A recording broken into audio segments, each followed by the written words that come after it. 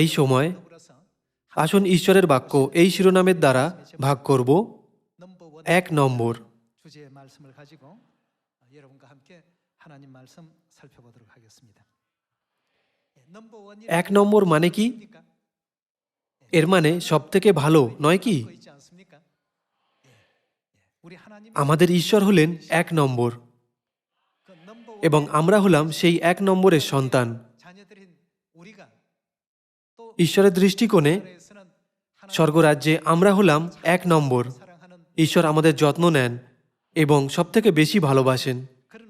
আমাদের এই ধরনের আত্মিক আশা থাকলে ও এই রকম উপলব্ধির সাথে জীবনযাপন করলে সর্বদা খুশি থাকতে পারবো। কিন্তু কি হবে যদি আমাদের কাছে কোনো উপলব্ধি না থাকে? আমরা ক্লান্ত বোধ করব। তা সে যতই ভালো জিনিস হোক না কেন, আমরা তার মূল্যের প্রশংসা করব না। তখন আমাদের জীবন দুঃখে ভরে যাবে। তাহলে কেন ঈশ্বরই হলেন 1 নম্বর? ঈশ্বর সমগ্র ব্রহ্মাণ্ড সৃষ্টি করেছেন। তিনি ব্রহ্মাণ্ডের উপর শাসন করেন। তিনি ঈশ্বরই, যিনি ব্রহ্মাণ্ডে অনন্ত জীবনের সৃষ্টি করেছেন। সেই জন্য 1 নম্বর এই শিরোনামটি ঈশ্বরের প্রতি উৎসর্গ করা যায়।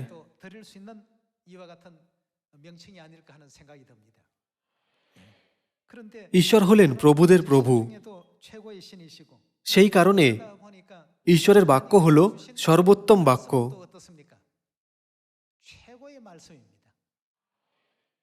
কিন্তু লোকেরা বুঝতে ব্যর্থ হয় যে সবথেকে ভালো কে। তারা বলে গোথে এটা বলেছেন, ভলতেয়ার এটা বলেছেন, সক্রেটিস এটা বলেছেন।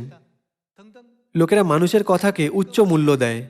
কিন্তু আসলে কার বাক্য সবথেকে উত্তম বাক্য?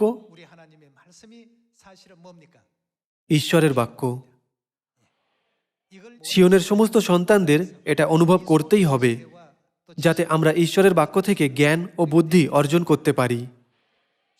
সবথেকে ভালো বাক্য হলো ঈশ্বরের বাক্য। ঈশ্বর কাদের সবথেকে বেশি ভালোবাসেন?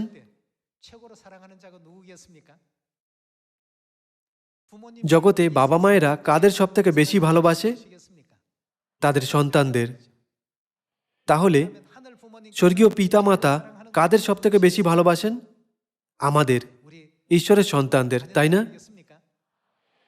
ঈশ্বর আমাদের সবথেকে বেশি ভালোবাসেন এবং আমাদের 1 নম্বর বলে বিবেচনা করেন। এর থেকে ভালো আর কিছু হতে পারে কি? আমরা ঈশ্বরের প্রেম পেয়েছি। তার সাথে যেমন লেখা আছে, কোনো চোখ দেখেনি, কোনো কান শোনেনি, কোনো হৃদয় তা চিন্তাও করেনি, যা ঈশ্বর তাদের জন্য প্রস্তুত করে রেখেছেন যারা তাকে প্রেম করে। ঈশ্বর আমাদের জন্য এই ধরনের চমৎকার এবং অনুগ্রহপূর্ণ জগৎ প্রস্তুত করেছেন, তাই না? আমাদের সকলকে সেই প্রস্তুত করা জগৎ স্বর্গরাজ্যে অবশ্যই যেতে হবে।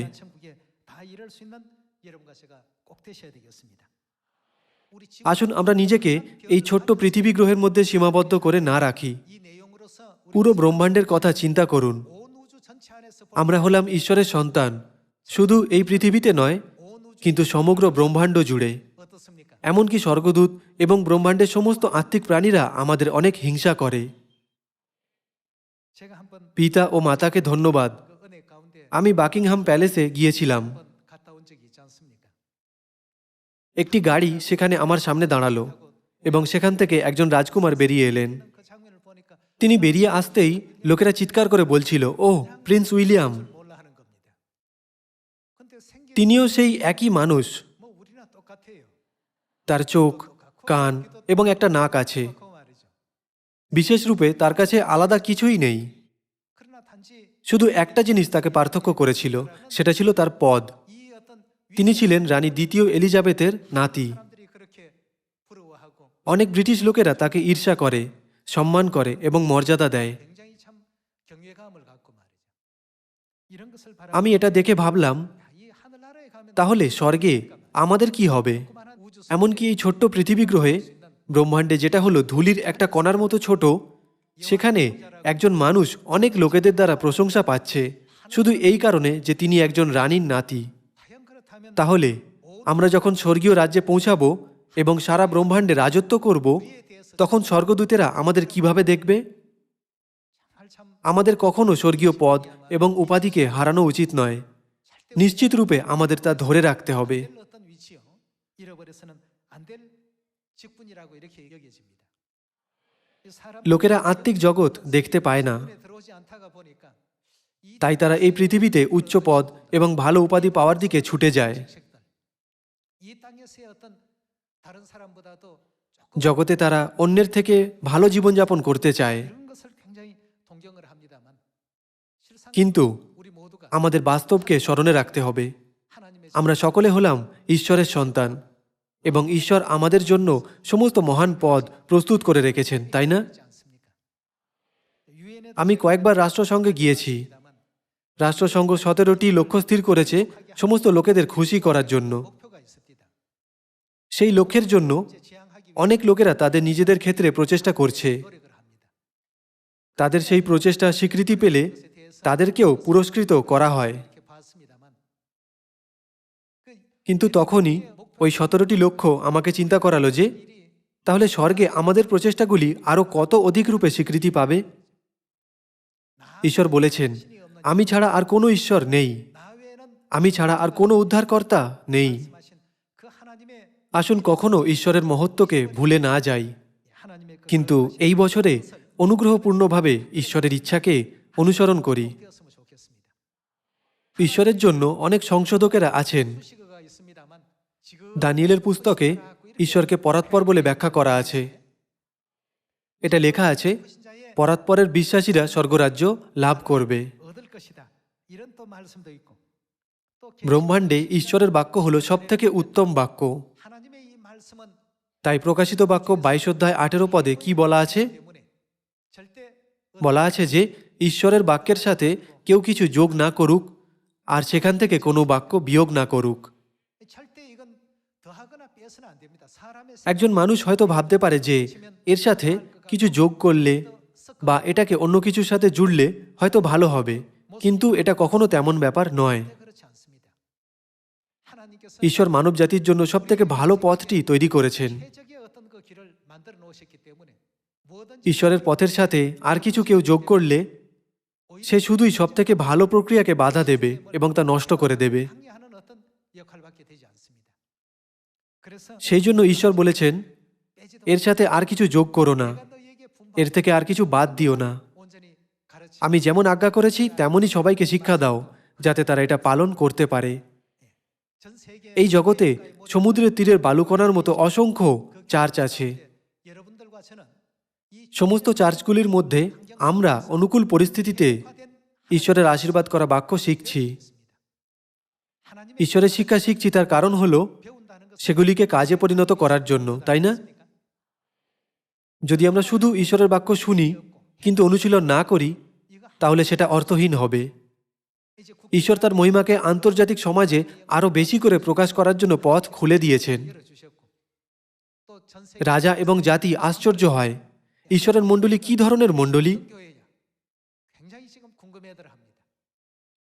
자꾸 এমন কোনো সংস্থা আছে কি যারা অনবরত ভালো কাজ করে যায় এবং পুরস্কার পায়? 있고 말. অবশ্যই আছে। 이 땅에 আমরা শুধু এই পৃথিবীতেই নয়, কিন্তু স্বর্গরাজ্যেও পুরস্কার পাব।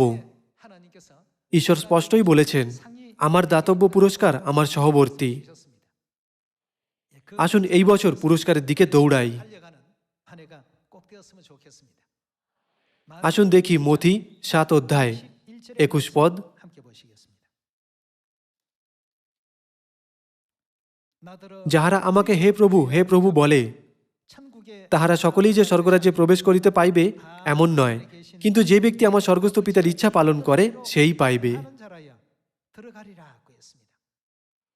자, 천국 들어가 কেবল যারা ঈশ্বরের ইচ্ছাকে পালন করে 해 놓으신 তারাই স্বর্গরাজ্যে প্রবেশ করতে পারবে। 영원한 천국에 들어갈 수 있습니다. শয়তান লোকেদের স্বর্গে প্রবেশ করা থেকে বাধা দেওয়ার জন্য জগতে অনেক ধরনের বাধা এবং প্রতিবন্ধকতা তৈরি করে। ঈশ্বর হলেন একমাত্র যিনি স্বর্গের পথ জানেন। 많이 아십니다. ঈশ্বরের পথ অনুসরণ করা ছাড়া কেউই স্বর্গে পৌঁছাতে পারবে না। 방으로만 가지 않는다면 결단코 천국에 이를 সেই জন্যই এটা লেখা আছে, 주여 주여 কেবল যারা আমাকে হে প্রভু বলে তারা সকলেই যে স্বর্গে প্রবেশ করতে পারবে এমন নয়, কিন্তু যে আমার স্বর্গস্থ পিতার ইচ্ছা পালন করে সেই পারবে। আজ আমরা বিশ্রাম দিন পালন করছি। 이건 그냥 কিছু লোকেরা ভাবে যে শনিবার এবং রবিবারের মধ্যে শুধু একটা দিনেরই তো পার্থক্য, কিন্তু এটা শুধুমাত্র একটা দিনের পার্থক্য নয়। 최고의 ঈশ্বর, 우리 하나님께서 যিনি হলেন 1 নম্বর, তিনি আমাদের স্বর্গে প্রবেশ করার জন্য সবথেকে ভালো পথ দিয়েছেন 길을 이 말씀을 এবং 통해서 বাইবেল দ্বারা সেই পথ শিখিয়েছেন। 심어 놓으셨습니다.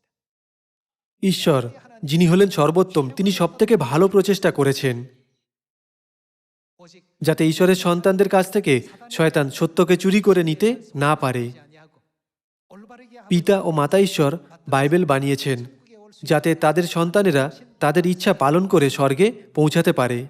성경이 সেই জন্য বাইবেল হলো চমৎকার। 보아도 লোকে দেখলেও দেখতে পায় না, শুনলেও তারা বুঝতে পারে না, 수 없도록 해놓으셨는데 কিন্তু এগুলি সিয়নের সন্তানদের জানানোর জন্য ঈশ্বর নিজে এই পৃথিবীতে এসেছেন। 어떻게 하였습니까? 이 땅에 오셨습니다. আমরা দেখেছি, 이 땅에 오셨 তবুও বুঝতে পারিনি। 우리가 보아도 তাই ঈশ্বর শরীর ধারণ করে এই পৃথিবীতে এসে নিজে সেই সত্যকে শিখিয়েছেন। এর মানে এটা, ওর মানে ওটা। 뜻을 알고 বাইবেলে বাক্যের অর্থকে অনুভব করলে 성경이 আমরা এর দ্বারা অধিক চমকে উঠি। বাহ, 상이나 এটা চমৎকার। 며칠 밤낮 এমনকি অনেক দিন ধরে অধ্যয়ন করার পরেও 물음만 칠 뿐입니다. আমরা আশ্চর্য হয়েই থেকে যাই। 그래서 মতি 7 অধ্যায় বলে যে কেবল যারা আমাকে হে প্রভু বলে তারা সকলেই যে স্বর্গে প্রবেশ করতে পারবে এমন নয়, 올바르게 কিন্তু যে আমার স্বর্গস্থ পিতার ইচ্ছা পালন করে সেই পারবে। 이렇게 말씀을 주셨습니다. আপনারা হয়তো ভাবতে পারেন বাইবেল পণ্ডিতেরা হয়তো বাইবেল পড়ে সেটাকে বুঝতে পারবে, 하늘 위에 কিন্তু এটা লেখা আছে যে স্বর্গে বা পৃথিবীতে কেউই এটাকে বুঝতে পারবে না। 분해하고 তারা বাইবেল 100 বছর ধরে 1000 বার পড়ুক এবং বিশ্লেষণ করুক না কেন, 알수 তারা কখনো বাইবেলের বাক্য বুঝতে পারবে না। 이 말씀은 এই বাক্য এমন জিনিস নয় যা এই তৃতীয় স্তরের জগতে থাকা লোকেদের জ্ঞান বা বুদ্ধি দ্বারা বোঝা যাবে। সত্যের বাক্য কিছুটা এখানে দেওয়া আর কিছুটা ওখানে দেওয়া। 여기서도 보면 এখানে এক জিনিস বোঝাচ্ছে, কিন্তু ওখানে আরেক জিনিস বোঝাচ্ছে। 굉장히 참 অনেক জিনিস বিভ্রান্তিকর মনে হয়। 어떤 그 내용들이 참 많습니다. সেই জন্য জগতে মিথ্যা সম্প্রদায় আছে। 종파 এটা ঠিক মনে হচ্ছে, ওটাও দেখে মনে হচ্ছে সত্য। 저것 같기도 하고 কোনটা ঠিক কোনটা ভুল লোকেরা এতে বিভ্রান্ত হয়ে পড়ে। তাই কাকে আসতেই হবে? 하나님께서 ঈশ্বর নিজে এই পৃথিবীতে আসবেন 시온에서 এবং সিয়নে তার সন্তানদের শিক্ষা দেবেন। 가르치실 것이라 আমরা তার পথে চলব। 하리라 하리니 সিয়ন থেকে ব্যবস্থা নির্গত হবে 나올 것이요 এবং জেরুসালেম থেকে সদাপ্রভুর বাক্য নির্গত হবে। ভাই ও বোনেরা, 최고의 하나님 ঈশ্বর যিনি সর্বোত্তম, 우리 시온의 자녀 তিনি সিয়নের সন্তানদের সবথেকে ভালো শিক্ষা দিয়েছেন। 이 최고의 এই সবথেকে ভালো শিক্ষার দ্বারা ভবিষ্যতে আমরা কি হব? 나라에 가서 무엇이 된다고요? স্বর্গে আমরা রাজকীয় যাজক হব এবং 세세토록 যুগ পর্যায়ে যুগে যুগে রাজত্ব করব। সবাইকে রাজত্ব করার বিশেষ অধিকার দেওয়া হবে না। মথি 7 অধ্যায়ে যেমন আমরা নিশ্চিত করেছি, 하나님께서는 ঈশ্বর বাইবেলে সেই পথ রেখেছেন যা দ্বারা আমরা জগতে ভালো হতে পারব এবং তার সাথে ঈশ্বরের দ্বারা স্বর্গে অধিক প্রেম পাওয়ার পথ দেখিয়েছেন। 녹여 놓으셨기 때문에 내 আমার মতে 이런 এই দার্শনিকের বিচার অনেক লোকে পছন্দ করে। 철학적인 사람들에게 어필이 될 것 같아. আমার মনে হয় এই বিখ্যাত বক্তৃতা অনেক লোককে আকর্ষণ করেছে। 어필이 될것 같아. 여러분, এটা ভাবার আগে 나도 আসুন স্মরণে রাখি 누가 누구신가? এই সমগ্র ব্রহ্মাণ্ডে কে সব থেকে উত্তম। 온 우주의 পুরো ব্রহ্মাণ্ডে সক্রেটিস কি সব থেকে ভালো? গোথে বা শেক্সপিয়ার কি সব থেকে ভালো? 아니면 뭐 ব্রহ্মাণ্ডে কোনো মানুষই সব থেকে ভালো নয়। 어떤 사람이라도 우주의 최고는 아닙니다. 이 지구 তারা এই পৃথিবীতে বিখ্যাত, 알린 어떤 কিন্তু কখনো ব্রহ্মাণ্ডে স্বর্গরাজ্যে বিখ্যাত হতে পারবে না। 최고는 될 수 없습니다. 그러나 우리 কিন্তু আমাদের ঈশ্বর আমাদের ব্রহ্মাণ্ডে 최고가 되는 সর্বোত্তম হওয়ার শিক্ষা দেয়। 양육하시고 ঈশ্বর আমাদের প্রশিক্ষণ দেন এবং তার পথে আমাদের বড় করে তোলেন। সেই জন্য তিনি যেখানেই নিয়ে যান তাকে অবশ্যই অনুসরণ করা উচিত। 오직 그 এটাই হলো একমাত্র পথ। 온 우주 세계 ব্রহ্মাণ্ডের সমস্ত স্বর্গদূত খুশিতে প্রশংসা এবং চিৎকার করবে। 천사들이 놀라워하고 ঈশ্বরের শিক্ষাকে প্রশংসা করে বলবে, এটাই সর্বোত্তম, এটাই সর্বোত্তম। 이와 같은 길은 오직 하나님의 이 가르침 외에는 없습니다. তাই আমরা আরেকবার এলোহিম ঈশ্বর, পিতা ও মাতা ঈশ্বরকে ধন্যবাদ জানাই আমাদের তার বাক্য দেওয়ার এবং এই জগতে থাকার অনুমতি দেওয়ার জন্য। আসুন মথি 15 অধ্যায় 13 পদে যাই। 13절의 말씀 보도록 하겠습니다. তিনি উত্তর করিয়া কহিলেন, আমার স্বর্গীয় পিতা যে সকল চারা রোপণ করেন নাই 심으시지 সে সকল উপড়াইয়া ফেলা যাইবে। 그냥 두어라. উহাদিগকে থাকিতে দাও, উহারা অন্ধদের অন্ধ পথদর্শক। 또 하는 자로다. 만일 যদি অন্ধ অন্ধকে পথ দেখায়, 둘이 উভয়ই গর্তে পড়িবে। 가지리라고 했습니다. 여기 13 পদ অনুসারে 심은 যে 것마다 চারাগুলি স্বর্গীয় পিতা রোপণ করেননি সেইগুলির সাথে কি হবে? 하늘 아버지라는 뜻이죠. সেগুলিকে দেখে রোপিত বলে মনে হলেও 어떻게 된다고요? কিন্তু সমূলে সেগুলিকে উপড়ে ফেলা হবে। 하지만 다 뽑혀버릴 것이다고 했습니다. 오직 এর মানে কি এটা নয় যে কেবল ঈশ্বরের ইচ্ছাই চিরকাল থেকে যাবে? 영원토록 존재할 것이다는 그런 의미 아니겠습니까? ঈশ্বর যা কিছু রোপণ করেননি 전부 সেই সবগুলি শেষে নষ্ট ও ধ্বংস হয়ে যাবে, 그 끝이 있지만 কিন্তু ঈশ্বরের রোপণ করা সমস্ত কিছু চিরকাল থেকে যাবে। ঈশ্বর আমাদের এটা জানিয়েছেন। 요한계시록 আসুন প্রকাশিত বাক্য 22 অধ্যায় যাই। 22장 প্রকাশিত বাক্য 22 অধ্যায় 18 পদ। যাহারা এই গ্রন্থের ভাববাণীর বচন সকল শুনে তাহাদের প্রত্যেকজনের কাছে আমি সাক্ষ্য দিয়া বলিতেছি, 만일 누구 যদি কেহ ইহার সহিত আর কিছু যোগ করে তবে ঈশ্বর সেই ব্যক্তিতে এই গ্রন্থে লিখিত আঘাত সকল যোগ করিবেন। 하실 터이요. আর যদি কেহ এই ভাববাণী গ্রন্থের বচন হইতে কিছু হরণ করে 제하여 버리면 তবে ঈশ্বর এই গ্রন্থে লিখিত জীবন বৃক্ষ হইতে ও পবিত্র নগর হইতে তাহার অংশ হরণ করিবেন। 제하여 버리시리라고 했습니다. কারণ বাইবেলের 66টি পুস্তকে সর্বোত্তম ঈশ্বরের সর্বোত্তম পথের বিষয় লেখা আছে। যেহেতু বাইবেলের মধ্যে সেই বিষয়বস্তু লেখা আছে যা স্বর্গীয় রাজকীয় যাজকদের শিখতে হবে, তাই সবাই এটা স্পর্শ করতে পারবে না। 이게 범접할 수가 없습니다. ঈশ্বর একটা চমৎকার পদ্ধতি ব্যবহার করেছেন যাতে সকলে এটা স্পর্শ করতে পারবে না, দেখলেও তারা দেখতে পাবে না। 만들어 놓으셨습니다. সত্যি বাইবেল হলো রহস্যের পুস্তক। লোকেরা জগতের পুস্তকগুলি বুঝতে পারে, 또 정리가 다 됩니다. তারা এমনকি লেখকের গুপ্ত ইচ্ছাকেও খুঁজে বার করতে পারে, 썼구나 하는 কিন্তু বাইবেলের ক্ষেত্রে 밝혀낼 수 있습니다. তারা এটা 1000 বার বা 10,000 বার পড়লেও কোনো মতে এটা বুঝতে পারবেই না। 와도 보지 못. তারা দেখলেও ঈশ্বর তাদের দেখতে দেবেন না। সবথেকে ভালো সুরক্ষা ব্যবস্থা বাইবেলে সেট করা আছে। 누구만 তাহলে শুধু কে বুঝতে পারবে? ঈশ্বর বলেছেন এটা তোমাদের দেওয়া হয়েছে, কিন্তু তাদের নয়। ঈশ্বর কেবলমাত্র আমাদের স্বর্গীয় পরিবারকে এটি দেখতে ও বুঝতে অনুমতি দিয়েছেন। তারপর 영원한 천국 ঈশ্বর আমাদের স্বর্গে যুগ যুগ ধরে রাজত্ব করতে দেবেন। 이와 같이 하신다라고 하지 않았습니까? আসুন প্রেরিত 5 অধ্যায়ে যাই। ঈশ্বরের বাক্য অত্যন্ত গুরুত্বপূর্ণ হওয়ায় তার সাথে আমাদের কিছু যোগ করা বা বাদ দেওয়া উচিত নয়। 하게 말씀을 주셨습니다. ঈশ্বর এতে জোর দিয়েছেন। 사도행전 5장 আসুন দেখি প্রেরিত 5 অধ্যায় 38 পদ। 이제 এক্ষণে আমি তোমাদিগকে বলিতেছি, তোমরা এই লোকেদের হইতে ক্ষান্ত হও, তাহাদিগকে থাকিতে দাও। 이 소위 কেননা এই মন্ত্রণা কিংবা এই ব্যাপার যদি মনুষ্য হইতে হইয়া থাকে তবে লোপ পাইবে। 가만히 내버려 আপনি তাদের একা ফেলে রাখলেও 시대가 সেগুলি সময় যাওয়ার সাথে সাথে ব্যর্থ হবে। 무너지게 될 것이다. 그러나 39 পদ। 만일 কিন্তু যদি ঈশ্বর হইতে হইয়া থাকে তবে তাহাদিগকে লোপ করা তোমাদের সাধ্য নয়। 절대 무너뜨릴 수 없다고 했습니다. 사람이 মানুষের ক্ষমতা বা শারীরিক জিনিসের দ্বারা কি ঈশ্বরের জগৎ লোপ পাবে? 가지고는 결단코 আর ঈশ্বরের বাক্যের সম্বন্ধে কি মনে হয়? এটা নাশ কিংবা অদৃশ্য হবে কি? 사라집니까? কখনো না। 결단코 그리 될 수는 없다고 했습니다. ঈশ্বর সমগ্র ব্রহ্মাণ্ড পরিচালনা করেন। এই ছোট্ট পৃথিবী গ্রহে যা কিছু ঘটে তিনি সেই সব কিছুই জানেন। তিনি সব কিছুর গভীর অনুসন্ধান করেন। 다 헤아리시고 태초부터 তিনি তার সন্তানদের কাছে শেষকে আদি থেকেই জানিয়ে দিয়েছেন। 문제들을 인류에게 우리 자녀들에게 허락해 놓으셨습니다. পিতার যুগ এবং পুত্রের যুগ পেরিয়ে গেছে। 살고 있는 이 시대가 এখন আমরা শেষ কোন যুগে বাস করছি? 영의 시대까지 পবিত্র আত্মার যুগের পরে আর কোনো যুগ নেই। 인류가 ঈশ্বরের সামনে মানুষের অনুতাপ করার সময় পিতার যুগ এবং পুত্রের যুগ থেকে শুরু করে এসে এই পবিত্র আত্মার যুগেই সম্পূর্ণ হবে। 이와 같은 입장에 와 있기 때문에 지금 সেই জন্য গমলিয়েল ব্যবস্থা শিক্ষক বলেছিল, 소행이 দ্রুত পরীক্ষা করো তাদের উদ্দেশ্য বা কাজ মনুষ্যের থেকে নাকি ঈশ্বরের থেকে। 분석을 하란 말이에요. এটা যদি মনুষ্যের থেকে হয় তাহলে আপনারা তাদের অত্যাচার না করলেও সেটা লোপ পাবে, 물론 무너진다.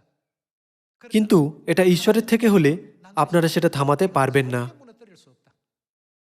কোনো অত্যাচার, হুমকি, যন্ত্রণা বা তলোয়ার তাদের থামাতে পারবে না, 결단코 이것은 무너질 수 없는 것이다. 이유는 কারণ সেই শিক্ষা ঈশ্বরের কাছ থেকে এসেছে, যিনি হলেন সর্বোত্তম। ভাই ও বোনেরা, 지금 আমরা এখন যে চার্চে উপস্থিত আছি তা ঈশ্বরের দ্বারা স্থাপিত, 최고이신 যিনি হলেন সমগ্র ব্রহ্মাণ্ডের মধ্যে সর্বোত্তম।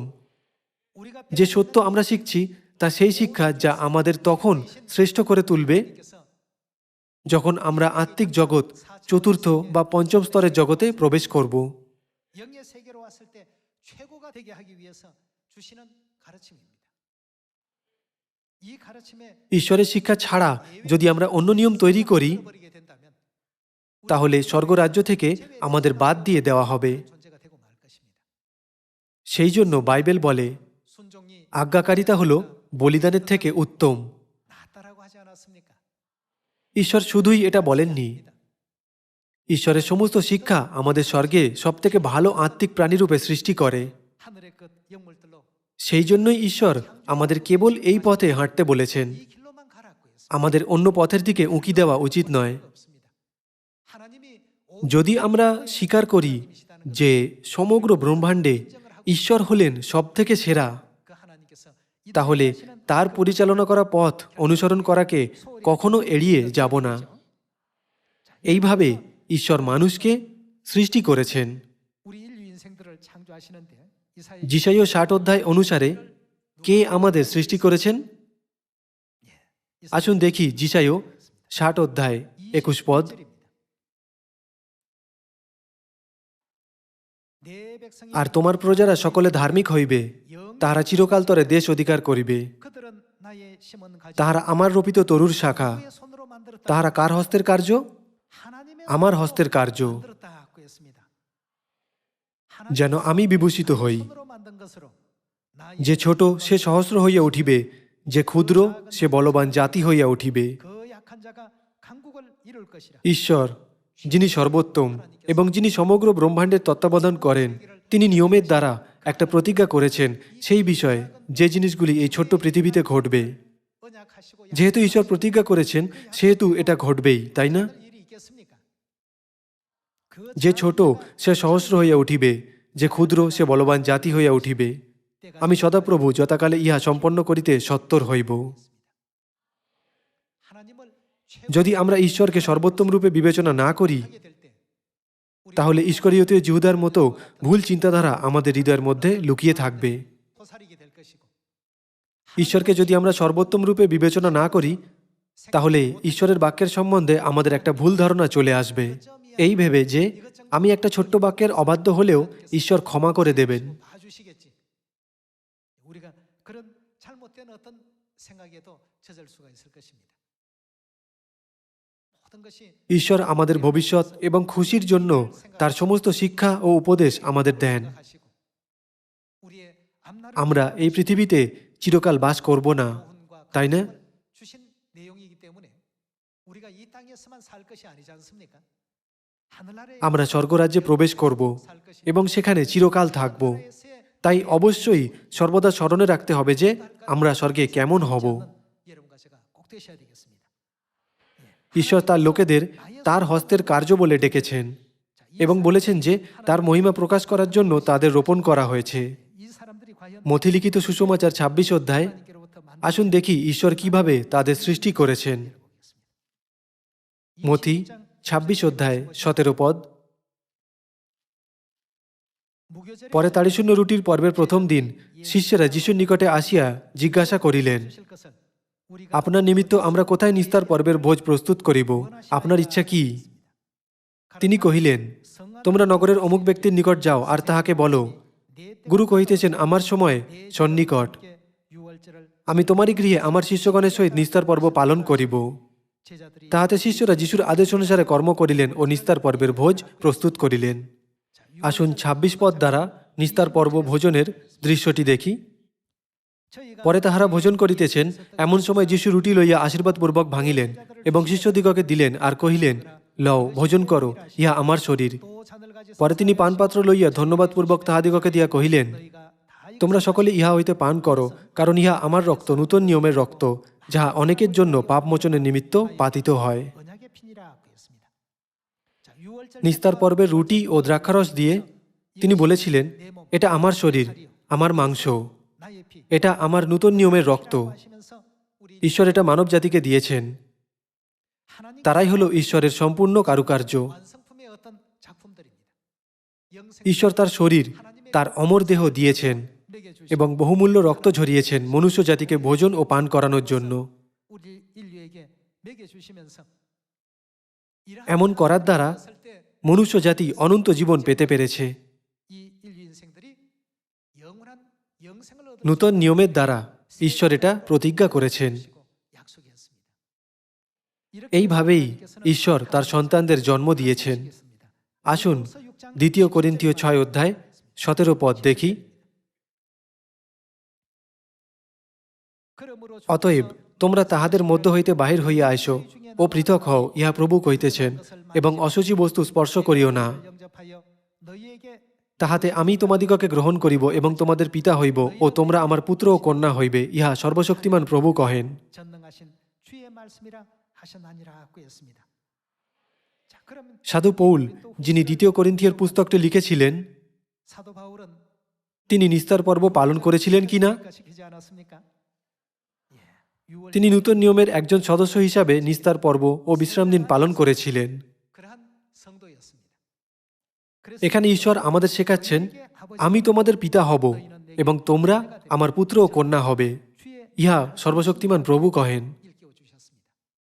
최고의 ঈশ্বরের মহান হাত সবথেকে সেরা শিল্পকর্ম করেছে, 그 আর সেটা হলো স্বর্গীয় সন্তান। 자녀들이라고 볼 수 있겠습니다. 이 ঈশ্বর তার স্বর্গীয় সন্তানদের যা দিতে চান 하시고자 하신 তা প্রকাশিত বাক্য ২২ অধ্যায়ে ব্যাখ্যা করা আছে। 12장 바로 4절에 등장하고 আসুন দেখি প্রকাশিত বাক্য ২২ অধ্যায় ৪ পদ। 그의 তাহার মুখ দর্শন করিবে এবং তাহার নাম তাহাদের ললাটে থাকিবে। 다시는 সেখানে রাত্রি আর হইবে না এবং প্রদীপের আলোকে কিংবা সূর্যের আলোকে লোকেদের কিছু প্রয়োজন হইবে না, 지심이라. কারণ প্রভু ঈশ্বর তাহাদিগকে আলোকিত করিবেন এবং তাহারা কি করিবে? যুগ পর্যায়ে যুগে যুগে রাজত্ব করিবে। আমি তোমাদের চিরকাল রাজত্ব করতে দেব। এই মহৎ শিক্ষার দ্বারা ঈশ্বর আমাদের আলোকিত করেছেন যাতে আমরা স্বর্গে রাজত্ব করতে পারি। ঈশ্বর আমাদের নিয়ে এসে প্রশিক্ষণ দিয়েছেন যাতে কোনো রকম কঠিনতা বা সমস্যা ছাড়াই আমরা স্বর্গে রাজত্ব করতে পারি। দুধ ও মধু ধারাপ্রবাহী কনান দেশে প্রবেশ করার আগে ঈশ্বর মরুভূমির মধ্যে ইসরায়েলীয়দের তার আজ্ঞা পালন করার প্রশিক্ষণ দিয়েছিলেন। ঈশ্বর ৬ দিন ধরে তাদের উপর মান্না বর্ষণ করতেন, কিন্তু সপ্তম দিন বিশ্রাম দিনে তা বন্ধ রাখতেন। 나를 하나님께서 중단시켰습니다. ষষ্ঠ দিনে ঈশ্বর তাদের একসাথে 그날은 2 দিনের জন্য যথেষ্ট মান্না কুড়ানোর অনুমতি দিয়েছিলেন, যাতে তারা সপ্তম দিন বিশ্রাম দিন পালন করতে পারে। তাদের 40 বছর মরুভূমির যাত্রায় তারা তাদের প্রত্যেক দিনের জীবনে ঈশ্বরের ইচ্ছাকে শিখেছিল। 하나님의 뜻을 다 배워가 তাহলে তারা কি করেছিল? 습니까? তারা কনানের ভূমিতে প্রবেশ করেছিল। ঈশ্বর তাদের প্রশিক্ষণ দিয়েছিলেন যাতে তারা কনান দেশে প্রবেশ করার পরেও বিশ্রাম দিন পালন করতে পারে। নিস্তার পর্বের ক্ষেত্রেও এটা একই ছিল। ঈশ্বর তাদের পবিত্রভাবে নিস্তার পর্ব পালন করতে দিয়েছিলেন এবং মিশরের সমস্ত অন্য দেবতাদের দণ্ড দিয়েছিলেন। ঈশ্বর মিশরের সমস্ত লোকেদের দণ্ড দিয়েছিলেন এবং শুধু ইসরায়েলীয়দের রক্ষা করেছিলেন। 하나님께서 구원시켜냈습니다. 이런 এটা ইসরায়েলীয়দের অন্তরে গভীরভাবে ছাপ ফেলেছিল। 각인이 되어 있습니다. 그래서 ঈশ্বর তাদের পবিত্রভাবে নিস্তার পর্ব পালন করতে দিয়েছিলেন এবং তারপর কনানের ভূমিতে প্রবেশ করিয়েছিলেন, তাই না? 그렇게 하지 않았습니까? ঈশ্বর তাদের শিখিয়েছিলেন ও প্রশিক্ষণ দিয়েছিলেন 들어가게 আর তারপর কনানে প্রবেশ করিয়েছিলেন। আমাদেরও এই পৃথিবীতে অবশ্যই বিশ্বস্তভাবে ঈশ্বরের সমস্ত শিক্ষা পালন করতে হবে, তাহলে স্বর্গরাজ্যে রাজত্ব করার জন্য আমাদের আর কোনো কঠিনতা বা সমস্যা হবে না।